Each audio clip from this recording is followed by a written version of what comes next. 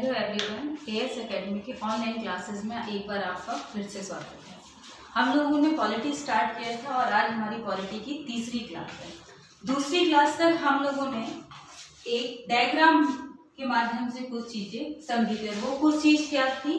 वह थी मंत्री परिषद की संरचना, काउंसिल ऑफ मिनिस्टर्स, मंत्री परिषद की संरचना।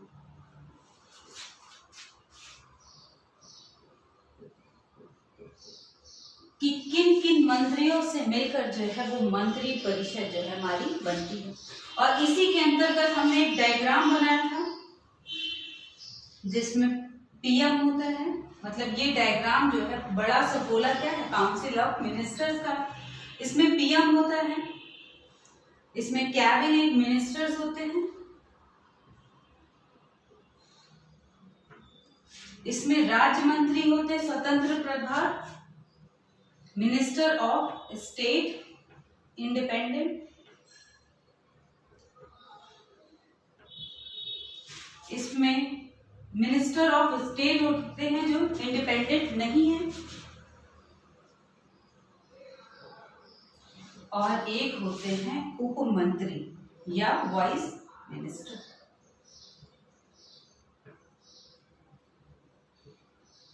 ठीक, ये इतनी बातें हम लोगों ने कल करी थी। अब हम एक एक चीज को समझेंगे कि कैबिनेट मिनिस्टर का क्या मतलब होता है, मिनिस्टर ऑफ स्टेट इंडिपेंडेंट का क्या मतलब होता है, हम उसके बारे में बात करेंगे। सबसे पहले, और इनका हेड कौन होता है, वो पीएम होता है। सबसे पहले आता है कैबिनेट मिनिस्टर।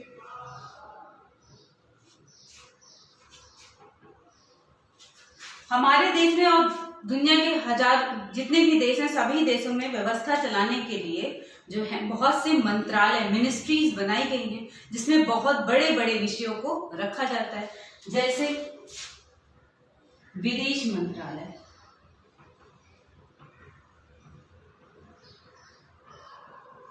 Foreign ministry.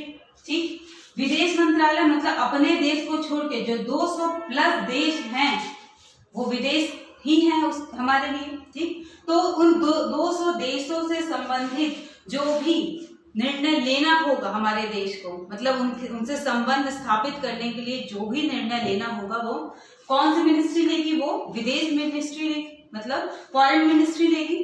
तो विदेश जो है वो कितना बड़ा विषय हो गया। ठीक, और उसको संभालने वाली एक मिनिस्ट्री हो गई। प्रत्येक मिनिस्ट्री का जो है एक हेड होता है जिसे क्या कहते हैं, कैबिनेट मिनिस्टर। ठीक, अब जैसे यहाँ पे विदेश मंत्रालय है तो वहां पर कैबिनेट मिनिस्टर को क्या कहा जाता है, विदेश मंत्री। फॉरेन मिनिस्टर कहा जाता है जितने भी मतलब विदेशों से संबंधित, मान लीजिए कि हम रूस के साथ कोई संधि कर रहे हैं, रक्षा से रिलेटेड कोई संधि कर रहे हैं, रक्षा से रिलेटेड विदेश मंत्री और मंत्रालय अगर उसमें इन्वॉल्व होना चाहे तो हो सकता है। ठीक, मान लीजिए हम अभी कोविड-19 चल रहा है, तो कोविड-19 से इजराइल ने वैक्सीन बना ली है, अब मुझे उससे वैक्सीन लेनी हमारे देश को, तो इजराइल जो है हमारे लिए विदेशी है, तो वहां से कोई संबंध स्थापित करना है। ठीक, तो ऐसे चीजों में कौन निर्णय लेता है, वह विदेश मंत्री।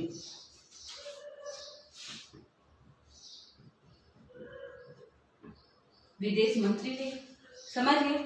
इससे संबंधित जो है विदेशी संबंध स्थापित करने के लिए जितनी भी बैठक है उसमें भाग कौन लेगा, और कोई भी विधेयक अगर विदेशों से संबंध स्थापित करने के लिए अगर कोई बिल बनाया जाता है तो उसको कौन रखवाएगा, वो रखवाएगा कौन, विदेश मंत्री रखवाएगा, फॉरेन मिनिस्टर रखवाएगा। इतनी बात समझ में है कि विदेश मतलब कोई कैबिनेट मिनिस्टर जो है वो सबसे बड़ी अथॉरिटी होती है किसी भी मंत्रालय में अपना कार्य करने के लिए। इतनी बात समझ में है। चलिए दूसरी चीज देखते हैं।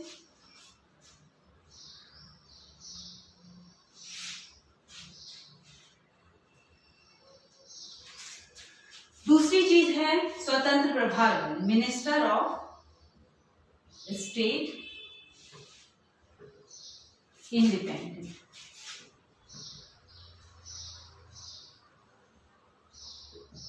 ठीक, इसको हम एक एग्जाम्पल के माध्यम से समझेंगे।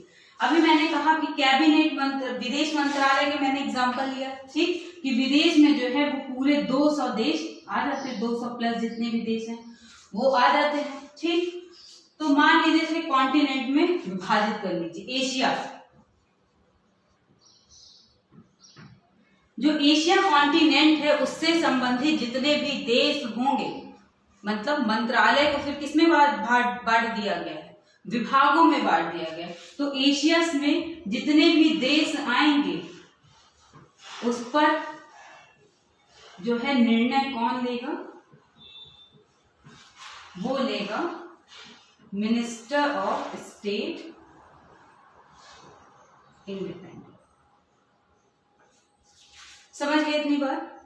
मतलब कैबिनेट के अंदर में जो है वो कौन कार्य कर रहा है, मिनिस्टर ऑफ स्टेट कार्य कर रहा है, और उसको जो है उस मंत्रालय का कोई एक छोटा सा विभाग दे दिया गया है, जिसमें मैंने आपको बताया एशिया कोई ऐसा विभाग होगा जो एशिया से संबंधित देशों के मध्य संबंध स्थापित करने के लिए कार्य करता होगा, तो उसको क्या कहा जाता है, मिनिस्टर ऑफ स्टेट इंडिपेंडेंट कहा जाता है। और ये स्वतंत्र निर्णय ले सकता है, और जितनी भी बैठक होती है, विधेयक मान लीजिए बना रहा है उससे रिलेटेड कुछ, या फिर किसी मंत्रालय से किसी विदेश से जो है कोई संबंध स्थापित करने के लिए कोई बैठक चल रही है, तो उस बैठक में जो है ये भाग जनरली नहीं लेते हैं, मगर अगर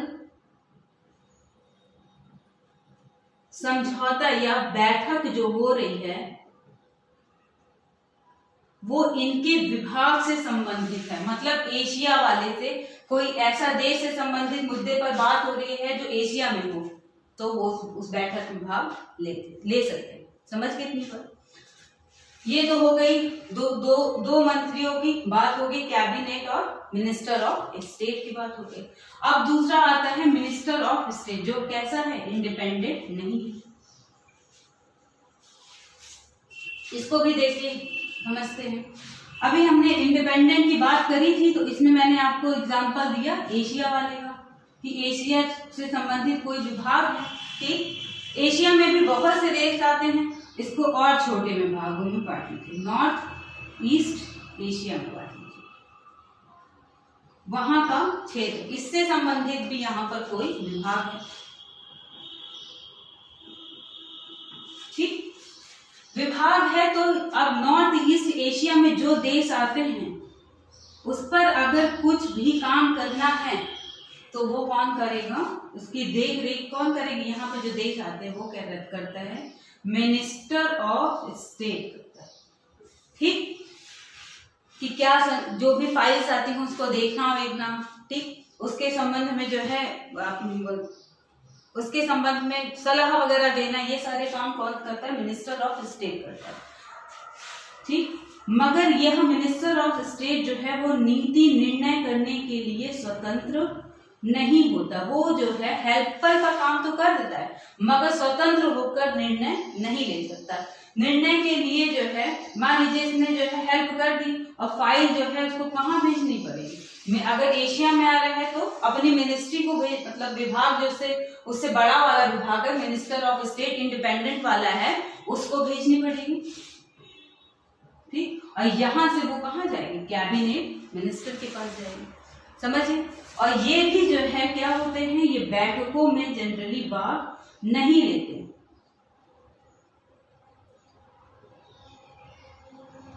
मगर अगर जो है मुद्दा जो है नॉर्थ ईस्ट एशिया मतलब उनके विभाग से संबंधित है तो वो भाग ले सकते हैं, ठीक। ये तो हो गया तीसरा वाला। अब देख लीजिए चौथा क्या है।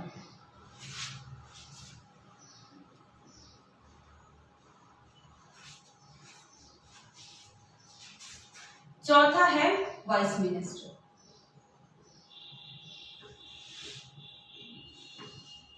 जो अभी आपने ऊपर 3 पढ़े, मतलब cabinet minister, minister of state independent और मिनिस्टर ऑफ स्टेट। ये मंत्री जो होते हैं ये इनकी सहायता के लिए कार्य करते हैं, ठीक। और ये कोई भी निर्णय जो है वो स्वतंत्र रूप से नहीं ले सकते। इसके अतिरिक्त ये जो मंत्रालयों की जो बैठक होती रहती है ये उसमें भी भाग नहीं ले सकते। समझ गए इतनी बात? चल, इसका मतलब हमने अभी जो पढ़ा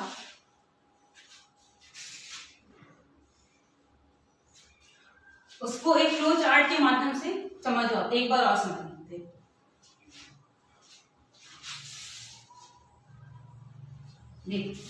अभी हमने पढ़ा मंत्री परिषद जो है वो cabinet minister, state minister of independent, state minister और वॉइस मिनिस्टर से मिलके बना होता है।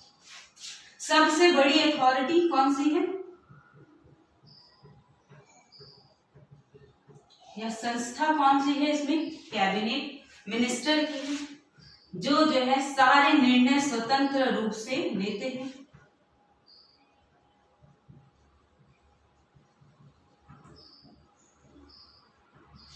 इन्हें कोई एक मुख्य मंत्रालय मिनिस्ट्री दी जाती है जिसके लिए ये कार्य करते हैं, और जो भी बैठक होती है उसमें ये भाग लेते हैं। समझ गए इतनी बात? स्टेट मिनिस्टर ऑफ इंडिपेंडेंट में आपने क्या कर पढ़ा कि यह दूसरी बड़ी संस्था है या अंग है, संस्था नहीं, अंग इसको कहना ज्यादा बेहतर रहेगा।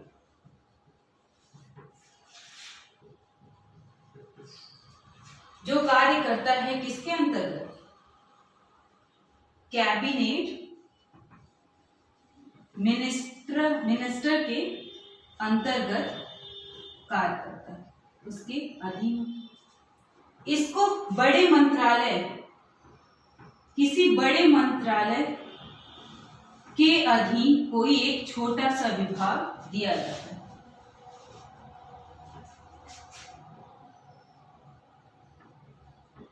ठीक, और इस विभाग में ये जो है वो स्वतंत्र रूप से निर्णय ले सकता है। और आपने क्या देखा कि यह बैठकों में जनरली भाग नहीं लेता, मगर यदि बैठक उसके विभाग से संबंधित है तो वह भाग लेता है।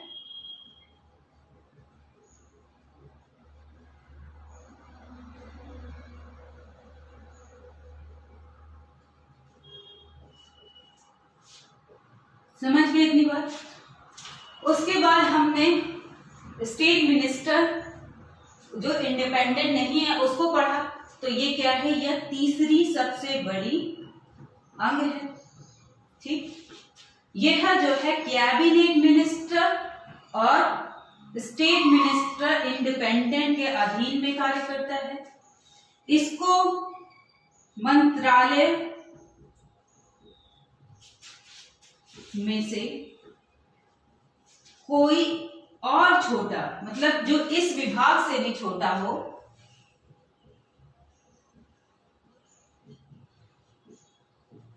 विभाग दे दिया जाता है, मगर वो उस विभाग में जो है वो निर्णय स्वतंत्र रूप से नहीं ले सकता और ना ही बैठकों में भाग ले सकता। मगर यदि इसी की तरह यदि बैठक उसके विभाग से संबंधित हो तो भाग ले सकता है। इसमें हमने ये पढ़ा। और वाइस मिनिस्टर के लिए क्या पढ़ा? मान लीजिए ये ए है, ये बी है, ये सी है, तो जो ए प्लस बी प्लस सी के लिए जो है हेल्प, सहायता करने का कार्य करते हैं उसको क्या कहा जाता है? वाइस मिनिस्टर कहा जाता है। होपफुली आपको ये चीजें समझ आ गई। ठीक, चलिए अब आगे बात करते हैं।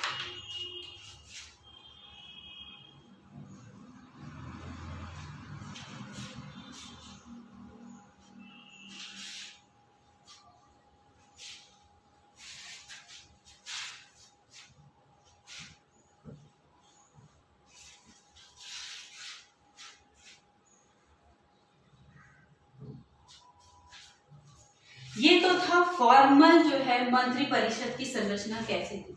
एक जो है वो मंत्री परिषद की संरचना और होती है जिसे कहा जाता है किचन कैबिनेट, ठीक। मगर ये किस तरह से है, इनफॉर्मल। मतलब इस इनफॉर्मल का क्या मतलब हो गया कि संविधान में इस तरह की किसी भी संरचना का वर्णन नहीं है, मगर व्यवहार में हमको यह दिखाई पड़ती है, ठीक। उसको हम देखते हैं कि किचन कैबिनेट क्या होता है। इसमें मेन हेडिंग अगर आप नोट्स बना रहे हो तो लिखिएगा इनफॉर्मल कैबिनेट, ठीक। किचन कैबिनेट क्या होता है कि इसमें जो सदस्य शामिल होते हैं उसमें से कुछ होते हैं, एक पीएम तो होगा ही, उसके अतिरिक्त कुछ सदस्य जो हैं वो कैबिनेट मिनिस्टर्स हो सकते हैं, प्लस कुछ जो है बाहरी सदस्य भी हो सकते हैं जो मंत्री परिषद के सदस्य नहीं है, मतलब काउंसिल ऑफ मिनिस्टर के सदस्य नहीं है। और कोई ये जरूरी नहीं है कि वो सांसद हो तभी होंगे, मतलब लोकसभा राज्यसभा के सदस्य हो वो तभी होंगे, वो वैसे भी व्यक्ति हो सकते हैं जिनका राजनीति से कुछ भी लेना देना नहीं है, मगर वो पीएम के जो क्या है विश्वास पात्र हैं, ठीक, जिनको पीएम पसंद करता हो, ऐसे व्यक्ति भी जो हो सकते वो इसमें शामिल हो सकते हैं। इसीलिए तो इनफॉर्मल है, समझ गए इतनी बात। ये नीति निर्माण में सबसे बड़ी संस्था मानी जाती है, समझ गए इतनी बात। अब आप लोग खुद सोचिए कि ऐसी संस्था सोचिए कब हो सकती है, जब अगर गठबंधन की सरकार हो तो ऐसी संस्था होना, पीएम इतना मजबूत नहीं होता है, तो ऐसी सरकार, ये किचन कैबिनेट आपको कब दिखाई पड़ सकती है, बहुत ज्यादा इफेक्टिव रूप में, जब जो है हमारे यहाँ मेजॉरिटी की सरकार हो, ठीक है। जैसा दिखा था इंदिरा गांधी के टाइम, जो उनके विश्वास पात्र थे वही नीति निर्माण जो होते थे वो करते थे। वर्तमान में ये किचन कैबिनेट जो है वो हमको सशक्त रूप में दिखाई पड़ रही है मोदी जी के टाइम। समझ गए इतनी बात कि किचन कैबिनेट कब हमें बहुत इफेक्टिव रूप में दिखेगी, वो दिखेगी जब मेजॉरिटी की सरकार हो। और इसका मतलब क्या होता है, किचन कैबिनेट हम किसको कहते हैं, इसमें बाहरी व्यक्ति भी हो सकते हैं। इसके अलावा एक और इनफॉर्मल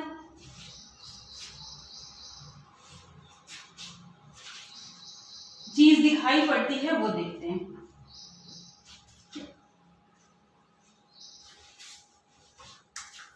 उसे कहा जाता है सुपर कैबिनेट, ठीक।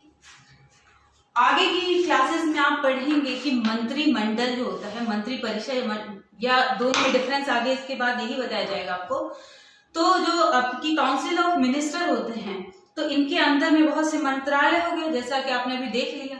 उस मंत्रालय से अंतर्गत जो है वो बहुत सी समितियां होती हैं। जैसे अभी हाल ही में आया था कि रक्षा मंत्रालय से रिलेटेड जो समिति थी, डिफेंस मिनिस्ट्री के अंतर्गत जो समितियां थी, उसमें साध्वी प्रज्ञा को बनाया गया, उसका सदस्य बनाया गया, जिसकी काफी आलोचना हुई। इसके बाद उनको वहां से हटा दिया गया।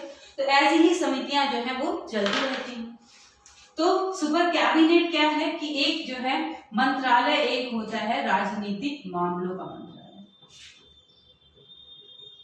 मतलब पॉलिटिकल इशू जो होते हैं उससे संबंधित एक मंत्रालय होता है।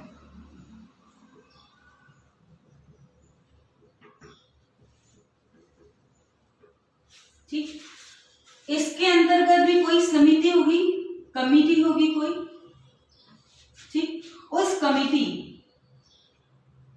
यह कमेटी ही जो है वो बहुत ज्यादा पावरफुल होती है। और ये आपको किसी भी टाइम, मतलब अगर सरकार जो है गठबंधन की हो वो आपको तब भी दिख जाएगा, अगर मेजॉरिटी की है उसको ये तब भी आपको दिख जाएगा। तो ये समिति जो है वो बहुत पावरफुल होती है, और पॉलिटिकल इशू की संबंधित मंत्रालय से रिलेटेड ये समिति है।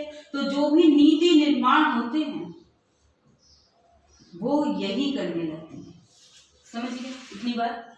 तो इसको क्या कहा जाता है? सुपर कैबिनेट कहा जाता है। समझ गए? तो अगर आपसे कभी पूछा जाए कि दो इनफॉर्मल जो है कैबिनेट कौन कौन से हैं, तो आप उनको बताएंगे। चलिए,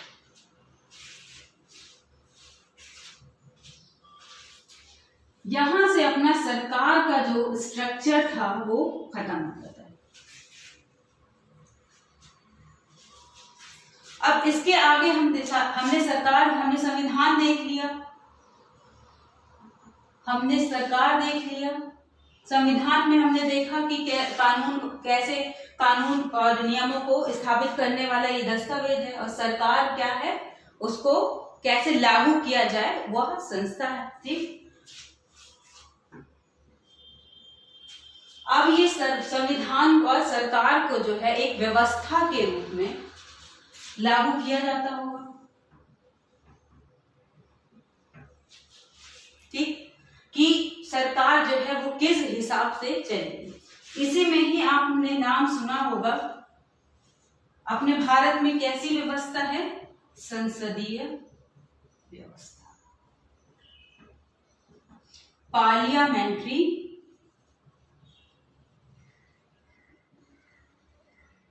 सिस्टम। ठीक, आपने नाम सुना होगा एकात्मक व्यवस्था, मतलब यूनिटरी सिस्टम। आपने नाम सुना होगा संघीय व्यवस्था, मतलब फेडरल सिस्टम। ठीक, जनरली जो है लोग इसको जो है वो संसदीय लोकतंत्र के रूप में कर देते हैं कि जो है ये लोकतंत्र का एक स्वरूप है संसदीय लोकतंत्र। ठीक, तो लोकतंत्र अलग चीज हो गई। लोकतंत्र में क्या होता है? जनता के लिए, जनता के द्वारा शासन, जबकि ये किसी भी व्यवस्था को जो है स्थापित करने का एक जरिया है। जैसे एकात्मक लोकतंत्र भी लोग कह देते हैं, मगर वो गलत वर्ड है, वो यूज करने के लिए तो किया जा सकता है एकात्मक व्यवस्था का। जैसे अभी ब्रिटेन में जो है एकात्मक व्यवस्था है, ब्रिटेन जो है लोकतांत्रिक देश है, तो इसलिए ब्रिटेन के संदर्भ में तो ये सही होगा। मगर आप आगे देखेंगे कि चीन में भी एकात्मक व्यवस्था है, मगर चीन क्या है? लोकतांत्रिक देश तो नहीं है। वहां पर एक ही पार्टी को अब स्थायी करा दिया गया है, जबकि लोकतांत्रिक देश में क्या होता है? जो हमारे प्रतिनिधि हैं, जो सरकार है, वो जनता के द्वारा चुन के जाती है। चीन में तो चुनाव नहीं होगा ना, तो वहां पर भी एकात्मक व्यवस्था। मैं कहूं कि एकात्मक लोकतंत्र, तो वो गलत शब्द हो जाएगा। ठीक, तो ये सारी चीजें क्या हैं? यह एक व्यवस्था सरकार को एस्टैब्लिश करने का एक सिस्टम बनाती है। समझ गए इतनी बात? तो अब अगली हेडिंग डालिएगा आप, जो समझने के दौरान है कि सरकार को स्थापित करने की व्यवस्था। इसके दौरान हम पढ़ेंगे कि सरकार को स्थापित करने की क्या क्या व्यवस्था, और भारत में हमें कैसी व्यवस्था दिखाई पड़ती है।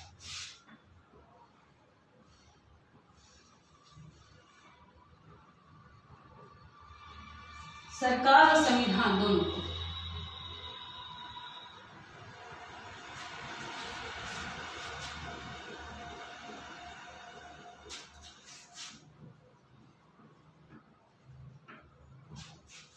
ये आपकी मेन लाइन है।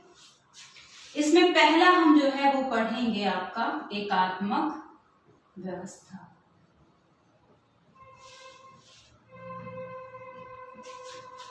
मतलब यूनिटरी सिस्टम।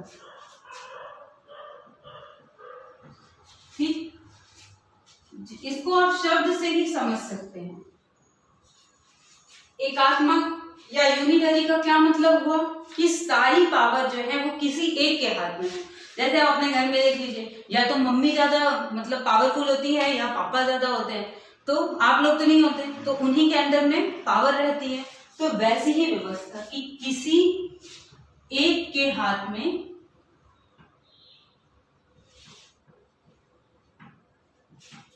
सारी पावर, किसी एक अथॉरिटी के हाथ में सारी शक्ति, पावर।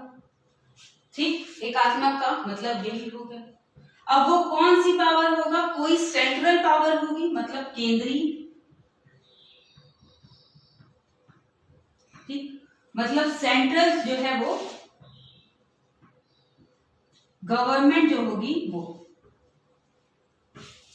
वो उसी के ही हाथ में सारी अथॉरिटी होगी। और किस किस चीज की अथॉरिटी, जो आपने कल जो है पढ़ा, लेजिस्लेटिव पढ़े हम लोगों ने, विधायिका पढ़ी, और क्या पढ़ा, एग्जीक्यूटिव कार्यपालिका पढ़ी, और हमने जुडिशियरी पढ़ी। तो इसके ऊपर जो है सबसे ऊपर कौन होगा, सेंट्रल गवर्नमेंट होगी। मतलब जो है कि विधायिका जो है वो सबसे, लेजिस्लेटिव जो है वो सबसे पावरफुल होगी, ठीक। और इसके अधीन क्या होगी, एग्जीक्यूटिव और जुडिशियरी होगी। इसका क्या मतलब है कि सेपरेशन ऑफ पावर नहीं पाया जाएगा। अब सारी शक्ति एक ही हाथ में है, तो वो जितना चाहेगी इसको दे देगी, एग्जीक्यूटिव और जुडिशियरी को, और जब चाहेगी इससे ले लेगी। तो ये सेपरेशन ऑफ पावर नहीं हुआ ना, ये तो उसके अधीन हो गया। तो सेपरेशन ऑफ पावर यहाँ पर स्पष्टता नहीं दिखता, ठीक। शक्ति का पृथक्करण यहाँ पर नहीं दिखता। और देख लीजिए, स्वतंत्र न्यायपालिका भी नहीं है यहाँ पर, ठीक। सेपरेशन ऑफ पावर, तो एक इसका मतलब ये होता है कि सारी बॉडी, जो जितनी भी बॉडी जो है एक सरकार के रूप में कार्य कर रही हैं, वो किसको दे, उसके बीच जो है वो शक्तियों का बराबर बंटवारा हो जाए। जैसे कल हमने देखा कि न्यायपालिका, जुडिशियरी को जो है वो न्याय करने का और संविधान के जो है परिभाषित करने का अधिकार प्राप्त है। कार्यपालिका जो है वो कानूनों को लागू करवाती है, ठीक, व्यवस्था के रूप में उसको पारित कौन करवाती है, वो कराती है लेजिस्लेटिव। तो यहाँ पर ऐसा कुछ भी नहीं देखता। न्याय करने का भी काम कौन कर रहा है, लेजिस्लेटिव कर रहा है। एग्जीक्यूटिव जो है मतलब जो उसको कानूनों को लागू कराने का काम भी यही कर ले रहा है। तो ऐसा कुछ सेपरेशन ऑफ पावर नहीं दिखता है। सेपरेशन ऑफ पावर इनमें भी दिखता है, और सेपरेशन ऑफ पावर दो जगह एक होता है, वो होता है केंद्र मतलब सेंटर, और राज्य के मध्य, स्टेट के मध्य। राज्य कौन से, जो आपके यूपी, बिहार, एमपी है, जो प्रांतों के रूप में है, उसकी बात हम कर रहे हैं। और केंद्र मतलब केंद्र सरकार है, ठीक। तो यहाँ पर केंद्र के बीच और राज्य के बीच जो है, यहाँ पर भी सेपरेशन ऑफ पावर नहीं होता। और क्यों नहीं होता, क्योंकि केंद्र जो है वो, सेंट्रल गवर्नमेंट जो है वो ज्यादा शक्तिशाली है, ठीक। इसलिए अगर केंद्र सरकार जो है वो ज्यादा शक्तिशाली है, तो इसका क्या मतलब है कि जो है इकहरी नागरिकता पाई जाएगी, मतलब वन नेशनशिप पाया जाएगा, सिटीजनशिप पाया जाएगा, इकहरी नागरिकता पाई जाएगी, जो है एक ही कार्यपालिका, एग्जीक्यूटिव, लेजिस्लेटिव, विधायिका और न्यायपालिका, जुडिशियरी जो है वो पाई जाएगी। दो जुडिशियरी या दो कार्यपालिका और दो आपकी विधायिका नहीं पाई जाएगी। दो कैसे पाई जाती हैं, राज्य सरकार में भी तो विधानसभा होती है ना, तो वो नहीं पाया जाएगा, ठीक। सारा काम जो है वो केंद्र सरकार ही करेगी। ये ऐसी व्यवस्था होती है, एकात्मक व्यवस्था में, यूनिटरी सिस्टम में होती है। अब आप थोड़ा सोच कर बताइए कि ऐसी व्यवस्था कहां पर पाई जा सकती है। देखिए ऐसी व्यवस्था कहां पर पाई जा सकती है, बताइए। ऐसी व्यवस्था बड़े देश में पाई जाएगी या छोटे देश में। बड़ा देश है तो दैट मीन्स यहाँ पर जो है डाइवर्सिटी जो है वो ज्यादा होगी, विविधता जो है विचारों की, खान पान की सारी विविध, धर्म की सारी विविधता जो है वो यहाँ पर बड़े देश में ज्यादा होगी। जैसे अपने ही देश में देख लीजिए, हमारा देश क्या कहलाता है, विविधता में एकता वाला देश कहलाता है ना। तो ऐसे देशों में विविधता ज्यादा होगी, तो एक अथॉरिटी उसको कब्जे में कर ले, ऐसा कर पाना बहुत असंभव सी बात लगती है। तो ऐसी व्यवस्था फिर कहां पर पाई जाएगी, ऐसी व्यवस्था पाई जाती है छोटे देशों में, ठीक। छोटे देशों में ऐसी व्यवस्था पाई जाती है, जैसे कि ब्रिटेन में, ठीक। दूसरा देख लीजिए कि संविधान का स्वरूप यहाँ पर किस तरह का होगा। संविधान का स्वरूप देखते हैं यहाँ पर कैसा होगा।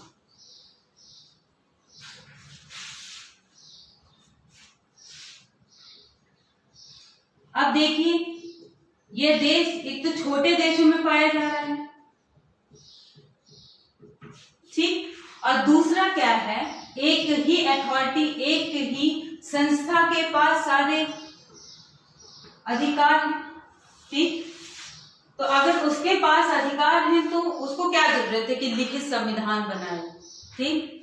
तो वो उसको कैसा कर सकती है, अलिखित भी कह सकती है कि उसके मुंह से जो निकला और जो परंपरा के रूप में चला आ रहा है उसी तरह से जो है वो आगे चलता रहे। तो ऐसे देशों में संविधान किस तरह का होगा, अलिखित होगा।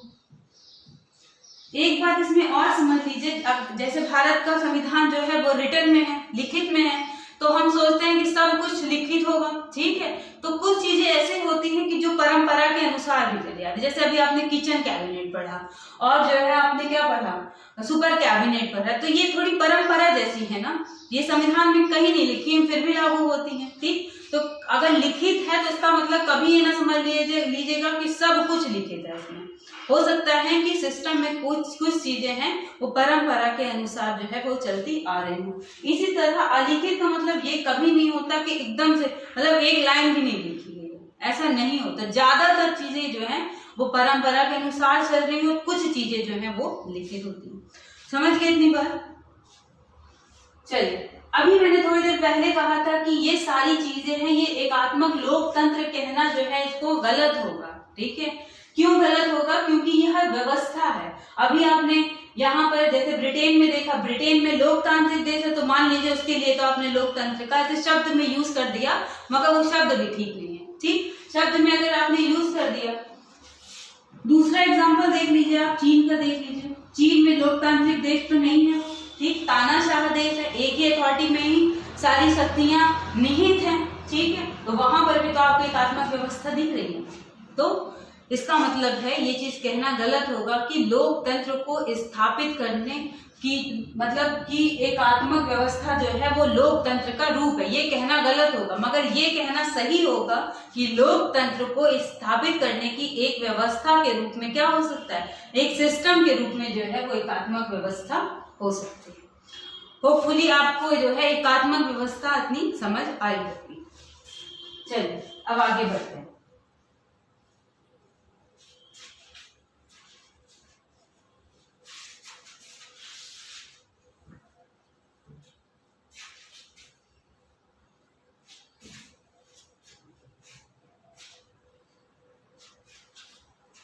एकात्मक व्यवस्था के बाद आती है दूसरा आता है संघीय व्यवस्था। संघीय मतलब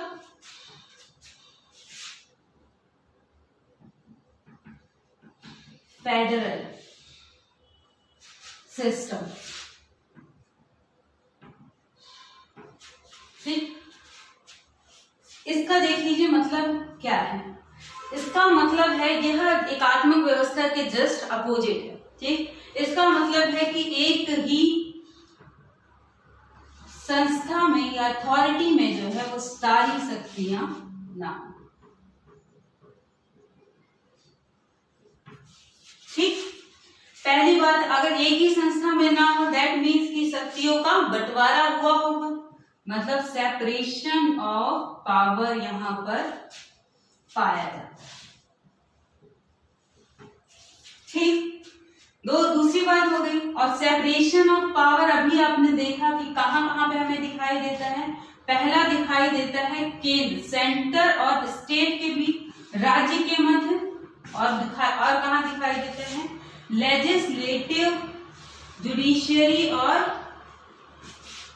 एग्जीक्यूटिव के बीच में दिखाई देता है। इन 2-3 जगहों में यहाँ पर हमें ये दिखाई देता है। इसका क्या मतलब हुआ कि केंद्र और राज्य के मध्य जो शक्ति दी गई है उसका स्पष्ट बंटवारा है कि तुम्हें ये काम करना है, मुझे ये काम करना है, और एक दूसरे के काम में कोई हस्तक्षेप नहीं करेगा। इनके बीच भी शक्तियों का क्या है, स्पष्ट बंटवारा है,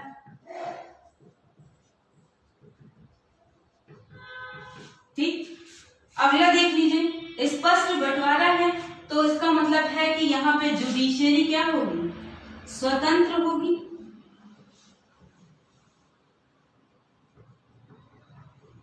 जुडिशरी स्वतंत्र होगी और यहाँ पर जुडिशियल रिव्यू जो है वो पाया जाएगा।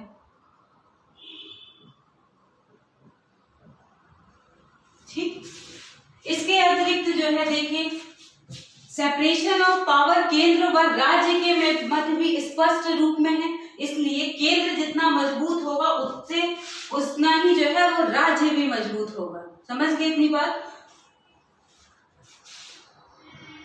केंद्र के साथ राज्य भी मजबूत, और कहीं कहीं पर तो यह संघीय व्यवस्था इतनी देखी जाती है कि राज्य जो है वो मजबूत ज्यादा होता है केंद्र के सापेक्ष। समझ गए? अगर ये चीज होगी तो देखिए और क्या हो सकता है, इसका मतलब है यहां पर दोहरी नागरिकता पाई जाएगी। ठीक, यहां पर जो है वो दोहरी विधायिका, मतलब राज्य की भी अलग विधायिका होगी और केंद्र की भी अलग विधायिका होगी।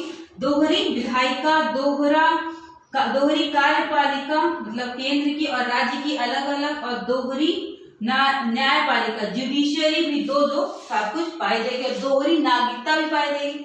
इसका क्या मतलब हुआ दोहरी नागरिकता का, कि केंद्र मतलब मैं जो है वो भारत की भी नागरिक हूँ और मैं यूपी की भी नागरिकता मुझे लेनी होगी। समझ गए इतनी बात? मगर अपने देश में ऐसी व्यवस्था नहीं है, मगर बहुत से राज्यों में ऐसी व्यवस्था है। ठीक, इतनी बातें होपफुली आप समझ गए होंगे कि इसका क्या मतलब है। ठीक है, अब देख लीजिए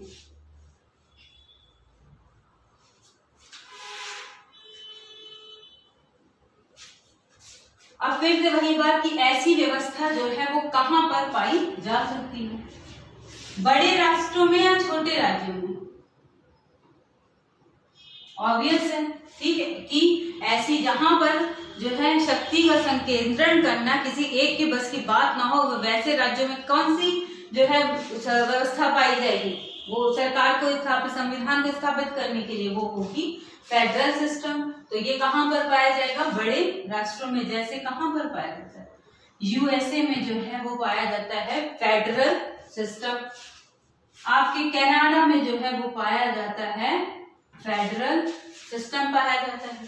अब आते हैं कि यहाँ के संविधान जो कॉन्स्टिट्यूशन है यहाँ का, उसका नेचर, उसका स्वरूप जो है वो कैसा होगा। ठीक, इसका स्वरूप जो रहेगा वो लिखित होगा या अलिखित? सारी चीजें परंपरा के अनुसार नहीं चल सकती ना, हर बार परंपरा के अनुसार चल रही थी। तो यहाँ पे जुडिशियल रिव्यू भी होगा बार बार, मानव अधिकार के लिए भी, न्यायपालिका भी स्वतंत्र, तो मानव अधिकार के लिए ही जनता क्या हो जाएगी? खड़ी हो जाएगी सरकार के विरुद्ध। तो यहाँ पर जो है अलिखित संविधान नहीं पाया जाता है। यहाँ पे कैसा संविधान पाया जाएगा? लिखित संविधान पाया जाएगा। संविधान में लोचशीलता मतलब फ्लेक्सिबिलिटी ज्यादा होगी कि नहीं?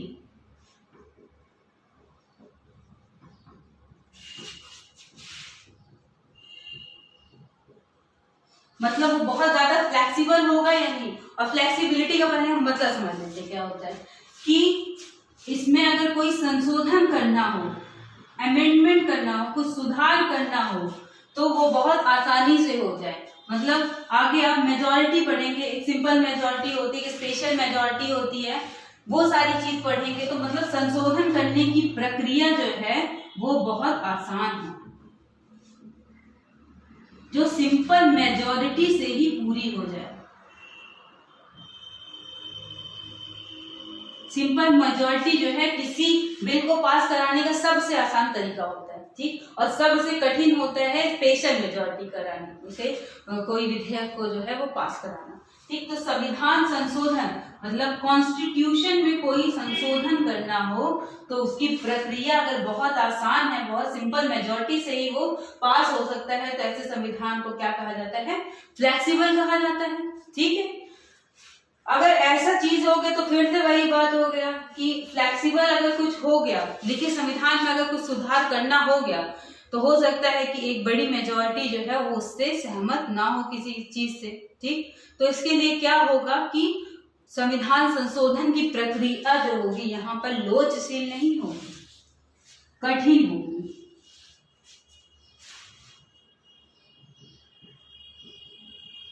ठीक, तो ये क्या है, संविधान का स्वरूप है कि वो लिखे स्वरूप में होगा और कठिन होगा। ठीक है, इसके बाद हम देखेंगे कि इन दोनों का ही जो है डिफरेंस देखकर देखेंगे कि भारत में कैसी व्यवस्था पाई जाती है। ठीक, होपफुली आज का वीडियो आपको समझ आया होगा। अगर कोई दिक्कत हो तो आप हमें कमेंट में पूछ सकते हैं। इसके आगे की चीजें जो है मतलब भारत में कैसी व्यवस्था पाई जाती है ये हम कल के वीडियो में देखेंगे। अगर आपको वीडियो पसंद आता है तो इसको लाइक, सब्सक्राइब और शेयर अपने दोस्तों के भी जरूर कीजिए। आज के लिए इतना ही, धन्यवाद।